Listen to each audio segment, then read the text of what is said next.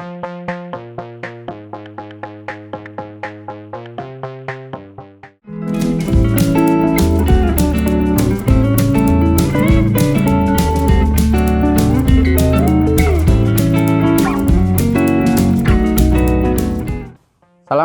warahmatullahi wabarakatuh. Bertemu lagi dengan saya, Lukman Holid, sebagai host dari Bicara Desa, Desa Bicara. Pada kesempatan hari ini saya tidak mewawancarai atau berbicara dengan narasumber. Saya sendiri akan menampilkan fenomena desa di akhir-akhir 2 minggu terakhir. Ada 2 fenomena yang menarik. Yang pertama, ada gerakan-gerakan dari organisasi kepala desa, diantaranya ada Abdesi Merah Putih, Papdesi, ada aksi, dan lain-lain. Yang kedua ada dari organisasi perangkat desa, ada PPDI, ada Salam Berdesa. Nah, 2 organisasi ini memiliki 2 kepentingan yang berbeda. Yang terbaru, para kepala desa ini protes terhadap dikeluarkannya Peraturan Menteri Keuangan Nomor 81 Tahun 2025, di mana di sana dijelaskan bahwa bagi desa yang belum cair dana desanya pada September terakhir tanggal 17, maka tidak akan dicairkan di tahap tidak dicairkan dana desanya tahap 2-nya. Yang ini tentu akan menjadi masalah di desa. Makanya para kepala desa ini berteriak, mereka mencoba untuk melobi pemerintah pusat, dalam hal ini adalah Kementerian Keuangan. Namun sekali lagi Menteri Keuangan hari ini memang luar biasa terobosan-terobosannya. Bagi orang mungkin ada juga yang berpikiran Menteri Keuangan ini sudah di jalur yang benar, tapi mungkin bagi desa Kementerian Keuangan ini menjadi batu sandungan atau menjadi masalah baru di desa. Karena kita tahu bahwa dana desa tahap 2 itu pasti di sana ada honorarium guru ngaji, ada honorarium guru PAUD, ada honorarium kader posyandu, kader PKK, termasuk KPM. Selain itu juga pasti ada juga pembangunan fisik, jalan, jaling, japak, saluran air, kepal, dan lain-lain. Termasuk juga pemberdayaan, tentu ada di sana. Para organisasi kepala desa ini menuntut pemerintah pusat agar lebih bijak. Jangan mendadak, kalau bahasa ininya jangan mendadak mengeluarkan peraturannya, sehingga hari ini ada sekitar 500 desa lebih yang dana desanya tahap 2 tidak cair. Kami berharap ada kebijaksanaan dari pemerintah pusat, kami menyuarakan itu agar desa betul-betul bisa melaksanakan pembangunan yang di tahap 2 ini. Yang kedua, para perangkat desa. Ini juga menarik. Terakhir ada organisasi para perangkat desa namanya PPDI, mereka mengadakan rakernas di gedung DPR RI dan sekaligus juga beraudiensi dengan Komisi 2. Yang disinyalir isunya adalah bagaimana mereka para perangkat desa ini agar masuk ke revisi Undang-Undang ASN yang akan dilaksanakan 2026. Kalau kami baca, kami riset bahwa ternyata mereka itu ingin menambahkan klausal yang tadinya, yang hari ini ASN itu ada PNS, P3K, dan mereka ingin menambahkan bahwa aparatur desa itu bagian dari aparatur sipil negara, yaitu aparatur pemerintah desa. Sebetulnya kalau secara logika sangat mungkin, karena melihat dari pekerjaan, melihat dari waktu kerja, termasuk juga pelayanan kepada masyarakat, orang-orang aparatur pemerintah desa, perangkat desa itu juga layak harusnya masuk kepada aparatur sipil negara. Tapi sekali lagi itu kita serahkan kepada pemerintah pusat, dan juga kami juga setuju dengan semua upaya-upaya dan gerakan-gerakan dari para perangkat desa untuk memasukkan para perangkat desa menjadi ASN. Ya, bahkan memang mereka mengasih contoh bahwa hari ini tukang sapu di jalanan, tukang sampah di pasar-pasar, tukang tunggu pintu air, mereka di P3-kan. Tetapi para perangkat desa hari ini statusnya tidak jelas. Namun pada kesempatan hari ini saya akan lebih detail membahas kelokalan. Karena kebetulan kami ada di Kabupaten Bekasi, ini yang akan kita kupas tuntas. Nah, lucunya Kabupaten Bekasi dengan APBD 8,3 triliun di tahun 2025, para perangkat desanya sangat rawan untuk dipecat. Apalagi pada tahun 2026 ini nanti di Kabupaten Bekasi akan ada 155 desa mengadakan pilkades. Yang tentunya jika hari ini pemerintah daerah tidak hati-hati, tidak segera bertindak dengan cepat dengan mengeluarkan regulasi yang mengikat, yang harus dipatuhi oleh para calon-calon kades, maka Bekasi akan mengalami perombakan total. Kalau bahasa Pertaminanya mulang dari nol. Ini pernah terjadi di tahun 2018. Bagaimana ada contoh satu desa, dia sudah sangat baik, sangat berprestasi, bahkan kepala desa, perangkat desanya dari jadi percontohan di Jawa Barat, termasuk selalu menjadi narasumber. Tetapi pada saat 2018 kepala desanya tidak jadi, maka semua perangkat desa dipecat. Bahkan semua aset juga dipecat. Nah, mencermati perkembangan beberapa minggu terakhir di Kabupaten Bekasi ada sebuah gerakan maju. Ada sebuah organisasi namanya Forum Perjuangan Perangkat Desa. Yang ini menarik menurut saya. Mereka tidak hanya ingin menyuarakan bagaimana para perangkat desa dilindungi statusnya, tapi juga mereka membuat kajian, membuat naskah akademik, membuat kajian akademik, termasuk juga membuat draft perbuk. Yang ini mungkin agak jarang dilakukan oleh organisasi-organisasi. Kalau mau menuntut itu ya menuntut saja, tapi kalau mereka itu melakukan kajian. Ternyata setelah kami pelajari bahwa memang betul bahwa Kabupaten Bekasi ini sangat minim dalam mentekniskan regulasi.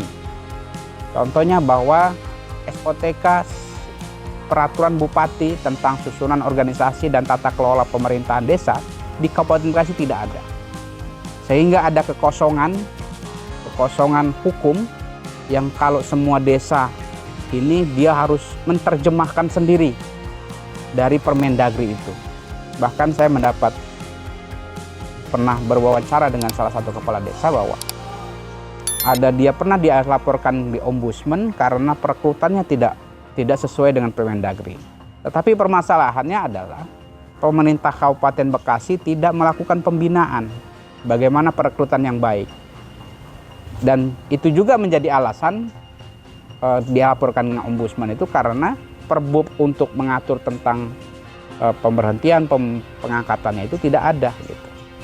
Nah, betul bahwa di Kabupaten Bekasi sudah ada Perda nomor 8 tahun 2016 tentang desa.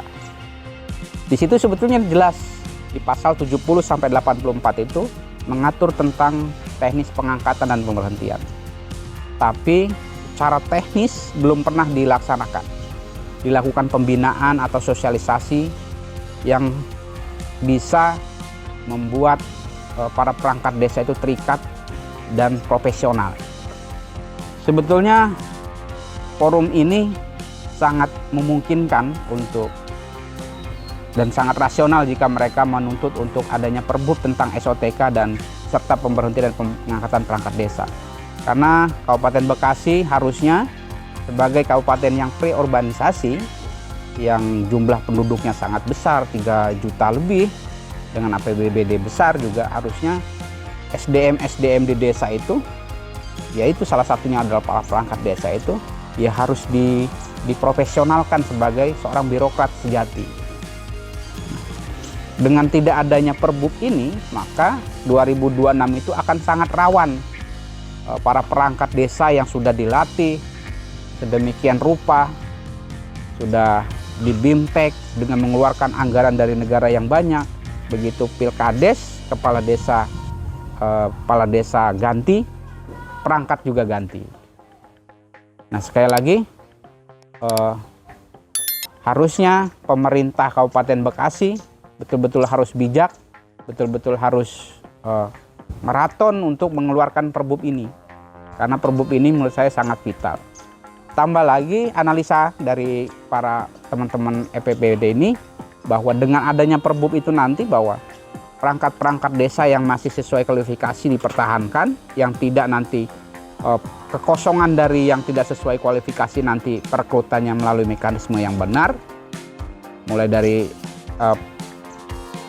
kepala desa menunjuk panitia pemilihan, terus ada tes, nanti disampaikan ke bupati melalui camat, dan ini nanti justru akan membuat pilkades kita lebih sehat. Satu, lebih sehat, yang kedua tidak terlalu banyak benturan, karena biasanya yang bikin pilkades itu panas adalah calon-calon para kepala desa ini sebelum mereka jadi kepala desa mereka sudah mengobrol jabatan. Jadi para pendukung para perangkat calon kepala desa ini biasanya akan lebih sengit untuk menjadikan kepala desanya. Yang ketiga, money politik. Seperti kita tahu semua, pilkades itu di Kabupaten Bekasi itu anggaran sangat luar biasa. Minimal itu 700 sampai 3M untuk modal mereka mencalonkan kepala desa. Ya mungkin dengan adanya sudah ditetapkannya bahwa perangkat desa tidak boleh diganti, ini pilkades akan berlangsung damai, berlangsung kekeluargaan, mungkin yang ini tentunya nanti akan membawa dampak positif bagi Kabupaten Bekasi. Dan ditambah lagi kalau menurut hasil kajian dari teman-teman dari Forum Perjuangan Perangkat Desa itu, ada 15 kabupaten yang menjadi acuan. Salah satu yang ada di sekitar Kabupaten Bekasi ada Kabupaten Karawang, ada Kabupaten Cianjur, Kabupaten Sukabumi, ada Kabupaten Bogor, ada Indramayu. Yang ini menurut saya sangat luar biasa. Misalnya contoh di Indramayu, mereka itu sudah menerapkan semua tentang Perbub itu. Jadi ada contoh surat itu, contoh surat yang dikirimkan kepada kami, ada satu contoh pergantian kasih pelayanan, itu ada tesnya diserahkan ke camat laporkan ke bupati, sudah ada rekomendasi dari bupati, baru di-SK-kan oleh kepala desa. Jadi intinya bahwa para perangkat desa itu tidak bisa main pecat atau main tunjuk, diangkat semaunya oleh kepala desa. Nah, beda dengan hari ini di Kabupaten Bekasi, faktanya kalau kami sering mendapatkan informasi dari para teman-teman perangkat desa itu, mereka bisa 1 tahun itu ada yang 2 kali ganti dan lain-lain. Padahal sudah banyak contohnya bahwa para perangkat desa yang dipecat itu mereka mengajukan ke PT UN, itu mereka dimenangkan. Termasuk contoh realnya adalah di Kabupaten Karawang itu ada seorang sekdes yang ke PT UN, yang akhirnya karena kepala desa yang tidak mau menandatangani SK-nya ditandatangani oleh Bapak Mendagri langsung. Mungkin satu-satunya perangkat desa yang di SK-kan oleh Mendagri. Nah, ini mungkin harapan baru untuk para perangkat desa, termasuk staf, termasuk operator Siskudes, untuk berjuang bagaimana Kabupaten Bekasi ini mempunyai regulasi yang pasti, yang melindungi tentang status para perangkat desa di Kabupaten Bekasi. Artinya bagi para perangkat desa yang sudah sesuai kualifikasi, yang punya pengalaman, yang sudah lama berngabdi di desa itu mempunyai kepastian bahwa mereka tidak akan diganti walaupun siapapun kepala desanya. Yang penting sesuai kualifikasi. Nah, salah satunya adalah peraturan bupati itu. Tidak seperti yang sekarang-sekarang kita itu menerjemahkan sendiri bagaimana Permendagri 83 tahun 2015, Permendagri 84 2015 dan Permendagri 67 2017. Bahkan di Permendagri itu dijelaskan bahwa kepala daerah wajib membuat peraturan bupati atau sejenisnya atau perda minimal 1 tahun setelah Permendagri itu terbit. Artinya 2016 itu atau 2017 itu sudah harus ada Perbub itu. Tapi kali ini Bupati Kabupaten Bekasi sudah 2025 belum ada Perbub sama sekali yang berkaitan dengan SOTK serta pemberhentian dan pengangkatan perangkat desa. Sebagai penutup, saya sebagai host mendoakan semoga apa yang diperjuangkan oleh saudara-saudara dari para kepala desa agar dana desa tahap 2-nya cair, segera terwujud. Yang kedua, teman-teman dari PPDI Salam Berdesa, agar tuntutannya para perangkat desa menjadi aparatur desa masuk di dalam Undang-Undang ASN, dan juga kepada rekan-rekan dari Forum Perjuangan Perangkat Desa Kabupaten Bekasi, mudah-mudahan didukung oleh banyak para perangkat desa yang ada di Bekasi, dan segera bupatinya sadar dan berpihak kepada para perangkat desa dengan mengeluarkan Perbup SOTK serta pengangkatan dan pemberhentian perangkat desa. Jangan lupa like, share, dan bagikan, karena kita akan selalu update tentang isu-isu yang ada di desa, isu-isu yang berkaitan dengan desa, serta kepentingan-kepentingan desa. Karena bicara desa, kita orang desa yang membicara dan harus menjadi referensi utama tentang desa. Saya Lukman Holid, undur diri. Wassalamualaikum warahmatullahi wabarakatuh.